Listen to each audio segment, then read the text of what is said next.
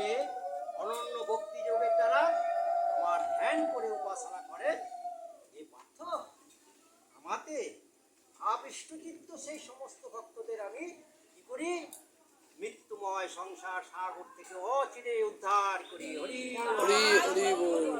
হরে কৃষ্ণ। বোঝা গেল শ্লোকটা? সুন্দর শ্লোক। হ্যাঁ,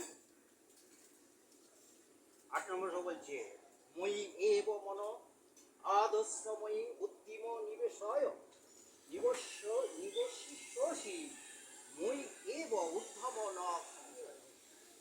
বলছে অতএব আমাতে তুমি মন সমাহিত করো এবং আমাতে বুদ্ধি অর্পণ করো। মন সমাহিত করো এবং আমাতে বুদ্ধি অর্পণ করো।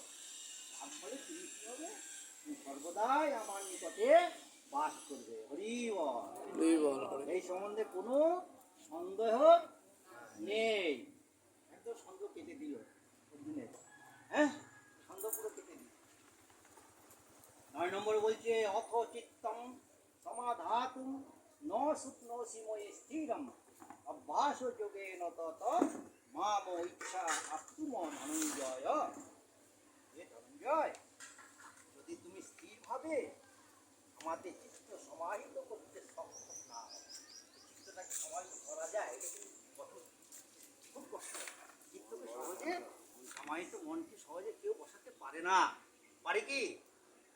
অর্জুন বলছে, অর্জুন নিজেও বলবে যে আমি কিন্তু মনকে বসাতে পারি না। তখন কি বলেছিলেন একটা জায়গায়? অভ্যাস এন বৈরাগ্যেন। বলছে অভ্যাস এবং বৈরাগ্যের দ্বারা তুমি মনকে বসাও। তার শ্লোকে আরেক জায়গায় বলেছে আছে অভ্যাসের আর বৈরাগ্যের দ্বারা তুমি মনকে বসাও। মন এত চঞ্চল, মনকে কিন্তু সহজে বসে আনা যায় না। আমি এখানে বসে আছি, মন কিন্তু অনেক অভ্যাসের দ্বারা এটাই কত প্রকারে যে বুঝাইছি। কত প্রকারে বুঝাইছে এইভাবে না